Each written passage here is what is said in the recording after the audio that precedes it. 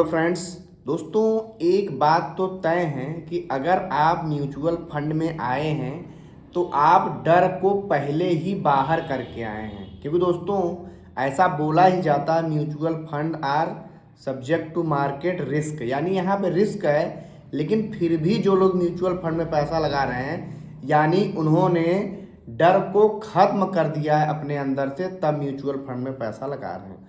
उसी प्रकार जैसा दोस्तों देखिए, अल्कोहल में, स्मोकिंग सब में लिखा रहता है इंजरियस टू हेल्थ, लेकिन फिर भी लोग उसको यूज करते हैं, यानी वो लोग उस डर से अपने मन से निकाल दिए हैं। तो दोस्तों, जब आप म्यूचुअल फंड में पैसा लगाए हैं, आपको पता है कि यहाँ उठापटक जारी रहती है। दोस्तों, यहाँ पे डर का माहौल बनाया जाता है बड़े बड़े ऑपरेटर्स के द्वारा। दोस्तों, जब भी कोई अच्छी न्यूज आती है तो उससे पहले ही ऑपरेटर सोचते हैं कि ज़्यादा से ज़्यादा रिटेलर यानी छोटे निवेशक मार्केट से बाहर हो जाएं। अब जैसे देखिए, कल के मार्केट में कितना गिरावट हुआ। पहले तो 1% से ऊपर गिरावट चला गया था, फिर बाद में रिकवर हुआ। क्योंकि दोस्तों, मॉर्गन स्टैनली ने एक रिपोर्ट जारी किया भारत के मार्केट के बारे में कि जून 2026 तक भारत का सेंसेक्स 1 लाख को क्रॉस कर जाएगा। दोस्तों, सिर्फ 1 साल बाद की ही तो बात हो रही है। अभी तो जून आया भी नहीं है 2025 का, मई के बाद जून आएगा, जून 2026 की बात कर रहे हैं।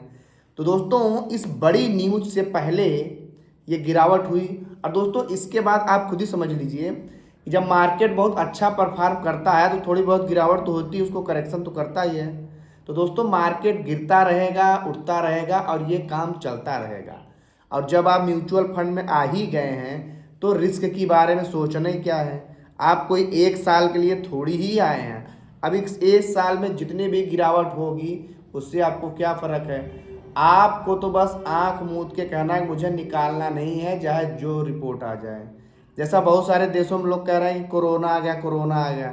तो कोरोना आ जाए हमारे देश में, वो बात भूल जाए। जब कोई चीज़ पहली बार होती है तो ज़्यादा गिरती है। जब कोरोना आया तो बड़ी गिरावट हुई थी। अब तो इंडिया में ज़्यादातर लोग वैक्सीनेटेड भी हैं, कोरोना आ भी जाएगा तो वो वाला डर नहीं है जो कि पहली बार आया था, है ना। क्योंकि दोस्तों, एक ऐसा तो नहीं कोई ऐसी महामारी आ रही पूरा देश खत्म हो जाएगा, तो वो पैनिक नहीं होने वाला। अब आएगा तो लोग उसका दबा करके फ़ायदा लेंगे, इन्वेस्टमेंट करेंगे, फिर मार्केट ऊपर जाने लगेगा। अब देखिए, वही बात मैंने शुरू में जो बताई कि आप अगर म्यूचुअल फंड में आ ही गए हैं तो म्यूचुअल फंड के तौर तरीके समझ लीजिए। क्योंकि दोस्तों, जो भी लोग यहाँ से छोड़ के भाग जाते हैं वो म्यूचुअल फंड को समझ ही नहीं पाते हैं। और यहाँ से ज़्यादा रिटर्न तो कहीं है ही नहीं, और म्यूचुअल फंड से ज़्यादा सेफ कोई इन्वेस्टमेंट नहीं है। आप कहेंगे गुरुजी सर आप इतना कॉन्फिडेंशली क्यों कह सकते हैं। भाई, आप स्टॉक्स में पैसा लगाएंगे तो कितने स्टॉक्स में लगाएंगे? ज़्यादा से ज़्यादा 10-12 स्टॉक्स में पैसा लगाएंगे। अगर आपने अपना टोटल अमाउंट 10-12 स्टॉक्स में लगा, उसमें से 1 या 2 भी अगर डूबेगा तो आपका पोर्टफोलियो प्रभावित होगा। लेकिन म्यूचुअल फंड में आपका पैसा इतना ज़्यादा डाइवर्सिफाई है कि आपको कुछ करने की ज़रूरत ही नहीं है। जो म्यूचुअल फंड का फंड मैनेजर है, सारी हेडेक उसकी है। वो लोग डिसाइड करेंगे कि हमारा फंड ऊपर जाएगा कि नहीं जाएगा।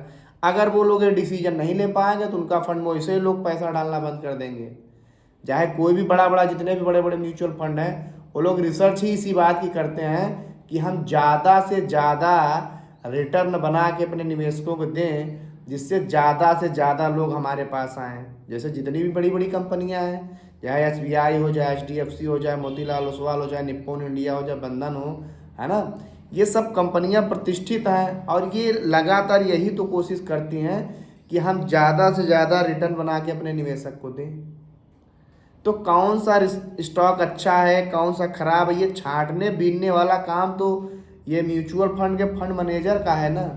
तो या तो आप खुद ही छांटिए बीनिए स्टॉक में, ये स्टॉक ऊपर जाए, दुनिया भर की खिंच लीजिए। जब आपको आराम से स्मॉल कैप में 17 से 18% लार्ज कैप में रिटर्न मिल रहा है, मिड कैप में 13, 14, 15% मिल रहा है, लार्ज कैप में 11, 12% मिल रहा है। आपको जब लार्ज कैप में इतना मिल रहा है और अगर आप समझदारी दिखा दिए, समझदारी दिखाना क्या होता है, अगर आपने सही टाइम पे लमसम कर लिया, सही टाइम पे आपने SIP का अमाउंट को बढ़ा दिया, तो आपका रिटर्न इससे कहीं ज़्यादा हो जाएगा। अब जैसे देखिए, जो मार्केट गिरा हुआ था इतना ज़्यादा, मॉर्गन स्टैनली ने अपनी रिपोर्ट में बताया कि जब मार्केट हिंदुस्तान के 22,000 के आसपास आया था, तो इस दौरान जिन लोगों ने इन्वेस्टमेंट किया है, लमसम किया है, हम तो कई बार बोलते थे कि इन्वेस्टमेंट यानी लमसम का अच्छा खासा मौका है, एसआईपी शुरू करने का अच्छा खासा मौका है। अब हमारी प्लेलिस्ट में जाकर देखिए, हमने कितनी बार बताया है। तो अब मॉर्गन स्टैनली ने रिपोर्ट जारी किया कि जून 2026 में भारत का सेंसेक्स 1 लाख को क्रॉस करेगा, जो कि दोस्तों एक माइलस्टोन है। अब दोस्तों इस ऐसा नहीं कि मॉर्गन स्टैनली इतनी बड़ी रिसर्च फर्म है ऐसा ही मुंह उठा के बोल दिया। उनके पास कोई तो डाटा होगा, कुछ सबूत उन्होंने शेयर किया है कि इंडिया यूएस के बीच में ट्रेड डील होने वाली। वो तो जो थोड़ा सा मार्केट गिरा ना, इंडिया ने कुछ आम भेजे थे अमेरिका में, अब उन लोगों ने कौन सी खुन्नस में इंडिया का आम वापस लौटा दिया। उन लोगों ने आम की क्वालिटी ख़राब ऐसा कुछ नहीं बताया, उन लोगों ने जो कागजी कार्रवाई उसमें फेर बदल हुआ था, इस वजह से लौटा। ऐसा नहीं सोचना कि इंडिया के आम में कोई गड़बड़ी थी, ऐसा कुछ नहीं था। जिन लोगों ने भेजा था यूएस में मार्केट, वो कागजी कार्रवाई उनकी सही नहीं थी, ये उधर से दलील दी गई अमेरिका की तरफ से, इसकी वजह से वो लोग लौटाया गया। अब भाई उल्टा सीधा कागज़ बना दिए होंगे कम ज़्यादा, तो कोई थोड़ी इसको सपोर्ट करेगा, वो बात अलग हो जाएगा।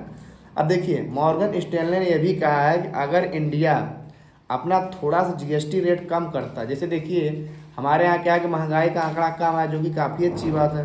दोस्तों दुनिया के हर देश अपने देश की महंगाई को ही तो कंट्रोल करने में लगे हैं। अब भारत अगर इसमें कामयाब हो रहा है, इन्फ्लेशन के दर हमारे देश में कम आ रहे हैं, जो कि बड़ी अच्छी बात है हमारे लिए। बैंक ऑफ अमेरिका भी यही रिसर्च करके बता रहा है कि इंडिया का मार्केट पूरी यूरोप में सबसे अच्छा है। अब इंडिया यूएस की ट्रेड डील अच्छी हो जाती है और भारत को जीएसटी में बदलाव करता है। और दोस्तों भारत तो इंसेंटिव प्रोडक्शन लिंक चलाया ही है कि आप मेक इन इंडिया के थ्रू हमारे देश में ये बनाए, जितने ज़्यादा आप प्रोडक्शन करेंगे उसमें आपको उतना ही ज़्यादा छूट दी जाएगी। बिल्कुल ऐसे आप समझिए कि मान लीजिए आपके यहाँ बिजली का मीटर लगा हुआ है, कोई अगर आपसे ये बोलता है कि 100 शुरुआत के 100 यूनिट का आपसे 10 रुपये पर यूनिट लिया जाएगा, उसके बाद जो अगला 200 होगा उसमें 9 रुपया लिया जाएगा, तो इससे क्या होगा, आप ज़्यादा से ज़्यादा इलेक्ट्रिसिटी खर्च करेंगे, आपको ज़्यादा हेडेक नहीं होगा, क्योंकि आप सोचेंगे यार जैसे जैसे मेरा कंजम्पशन बढ़ रहा है वैसे वैसे मुझे छूट मिल रही है। तो भारत जो प्रोडक्शन लिंक इंसेंटिव चालू किया है, जो कंपनी जितना ही ज़्यादा बनाएगी, पहले क्या होता था लोग सोचते थे जितना ही ज़्यादा बनाएंगे उतना ही ज़्यादा टैक्स देना पड़ेगा, नहीं, अब जितना ही ज़्यादा आप बनाएंगे उतना ही ज़्यादा आपको छूट दी जाएगी। क्योंकि सरकार का मानना है कोई कंपनी अगर ज़्यादा प्रोडक्शन करेगी तो ज़्यादा से ज़्यादा लोगों को उससे रोज़गार डायरेक्टली और इनडायरेक्टली मिलेगा। अब देखिए, अब मार्केट में आप हैं तो बिल्कुल पॉजिटिव रहिए। ये जो डर का माहौल बनाया जा रहा है, मार्केट गिराया जा रहा है, ये सब होता रहेगा। हमने कई बार बताया है कि म्यूचुअल फंड का रिटर्न सबसे ज़्यादा है, सबसे सेफ है और सबसे आरामदायक है। बस आपको यहाँ पे समय समय पर लमसम करना है। ये तो अच्छी बात है ना, मार्केट में गिरावट होती रहे, लेकिन इन द लास्ट में आप देखेंगे मार्केट लगातार ऊपर ही जाएगा। क्योंकि दोस्तों हिंदुस्तान के मार्केट का सिनेरियो ही कुछ ऐसा है, दुनिया में हर देश ने अलग अलग टाइम फ्रेम में ग्रो किया है। चाइना का कुछ और दौर था, यूरोप कुछ और था, अमेरिका कुछ और था। अब आने वाले जो 20 साल है ये भारत का दौर है, क्योंकि दोस्तों हिंदुस्तान को आज़ाद हुए 100 साल होगा। अब ऐसे में आप लोग को क्या करना है, मैंने कई बार बताया है, इन्वेस्टमेंट के बहुत सारे साधन हैं। आप एफडी करिए, आरडी करिए, पीपीएफ करिए, एनपीएस करिए, एलआईपीसी करिए, कुछ भी करिए, लेकिन इन द एंड वहाँ पे आपको गारंटेड रिटर्न मिलता है। अब जब भी गारंटेड रिटर्न मिलता है वो रिटर्न काफ़ी कम मिलता है। तो म्यूचुअल फंड में रिस्क है, लेकिन आप थोड़ा सा अगर आप दिमाग लगाएंगे, मार्केट गिरा तो उसमें लमसम अमाउंट करेंगे, एसआईपी का अमाउंट को बढ़ाएंगे, या तो वो लमसम नहीं करे तो आप एसआईपी 5,000 की एसआईपी चालू कर दिए, 3 साल बीत गया, अभी भी 5,000 महीने का ही चल रहा है। अरे भैया 3 साल में आपकी आमदनी भी तो बढ़ी होगी, तो एसआईपी को स्टेप अप करो, आप कभी भी कर सकते हैं। स्टेप अप नहीं कर रहा है तो हर गिरावट में लमसम करिए आप। तो मैं तो कई बार बोला हूँ आपको, small cap, mid cap, large cap, तीनों फंड का ऐसा आप पोर्टफोलियो। अब देखिए बहुत सारे लोग म्यूचुअल फंड से रिलेटेड अपना कोर्स बेच रहे हैं, हम आपका पोर्टफोलियो बनवाएंगे। अरे भाई इसमें क्या है, आप वहाँ उनको पैसा देंगे तो आपको यही तो बोलेंगे, एक रेशियो आप बताएंगे, फिर वो लोग आपको समझाएंगे देखिए लार्ज कैप में कम रिटर्न मिलता है लेकिन यहाँ पे गिरने का चांस कम होता था, आप इसमें कम पैसा लगाइए। मिड कैप में थोड़ा रिस्क ज़्यादा होता, थोड़ा उससे ज़्यादा लगाइए। स्मॉल कैप में रिस्क ज़्यादा होता लेकिन यहाँ संभावना काफ़ी ज़्यादा होती है। यही सब बात हम लोग तो बताते हैं आप लोग को। अब आप कहीं कोई पेड कोर्स ले लीजिए, आजकल तो दुनिया भर का म्यूचुअल फंड का पेड कोर्स भी लोग चला रहे हैं। भाई आप कोई भी इन्वेस्टमेंट करेंगे अपनी खुद की रिसर्च डाल लीजिए। मैं कभी नहीं कहता कि मैं आपको कोई पेड ये इस कंपनी में जाके लगाइए, उस कंपनी में जाकर, मुझे कहीं से पैसा थोड़ी मिला। हम तो बस हिंदुस्तान में फाइनेंशियल एजुकेशन की कमी है। इन्वेस्टमेंट के और सारे तरीके हैं, उन सारे तरीकों में तुलना करते हैं कि FD, RD, mutual fund, PPF, NPS, इन सब में किस में कितना ज़्यादा रिटर्न मिल रहा है, म्यूचुअल फंड में किस कैप में कितना रिटर्न मिल रहा है, ये सब हम लोग तुलना करते हैं। और तुलना क्या 20-20 साल का आंकड़ा है, आप खुद ही जाकर चेक कर सकते हैं। किसी भी प्लेटफॉर्म में आप एंजल ऑन हो गया, ग्रो जीरोधा हो गया, आप स्टॉक हो गया, ग्रो हो गया, सब में दिया हुआ है। उसका 5 साल का 3 साल का आप चेक कर सकते हैं। ज़्यादा चेक करना है तो आप उनकी वेबसाइट भी जा करके चेक कर लीजिए, है ना। तो आपके पास 3-4 फंड तो होने ही चाहिए भाई। आपके पास एक लार्ज कैप होना चाहिए, एक मिड कैप का, एक स्मॉल कैप का। ज़्यादा ही आपके गोल हैं तो आपके पास स्मॉल कैप का ज़्यादा होना चाहिए, क्योंकि अगर आपके पास टाइम ज़्यादा है तो रिटर्न ज़्यादा जहाँ मिल रहा है वहाँ करेंगे। तो अब जो आपके पोर्टफोलियो का एवरेज रिटर्न होगा तीनों का मिला जुला होगा। हम तो कई बार बोलते हैं आपको 20, 30 और 50 का रेशियो लेके चलना चाहिए। 20 का मतलब 20% लार्ज कैप में, 30% मिड कैप में और 50% स्मॉल कैप में। आपका जितना भी अमाउंट हो, 1 करोड़ 50 लाख जितना भी हो, इस हिसाब से करिए। आपके पास स्मॉल कैप में फंड ज़्यादा है तो उसमें दो वही अमाउंट 2 में कर दीजिए। जैसे उदाहरण के हम बार बार 1 लाख का एग्जाम्पल लेते हैं क्योंकि यहाँ से लोगों को समझ में आता है। आप ज़्यादा तो उस हिसाब से आप रेशियो बांटते जाएंगे। 1 लाख है, 20% यानी 20,000, 30% यानी 30,000, 50% यानी 50,000। आपके अगर 4 फंड हैं तो 50,000 में 25,000 दोनों फंड में कर दीजिए। आप SIP चालू कर रहे हैं तो इसी रेशियो में चालू कर सकते हैं, लमसम करेंगे तो इसी रेशियो में कर सकते हैं, है ना। क्योंकि भाई देखिए मार्केट में इस समय देखिए लार्ज कैप ज़्यादा पिट रहा है, इसके पहले स्मॉल कैप ज़्यादा पिट रहा था। तो हर फंड में अलग अलग मौके आते रहते हैं। तो आप लार्ज कैप गिर रहा है तो बाकी उठ रहे हैं, एक गिर रहा है तो बाकी उठ रहे हैं, तो आपका मिला जुला एक पोर्टफोलियो होगा।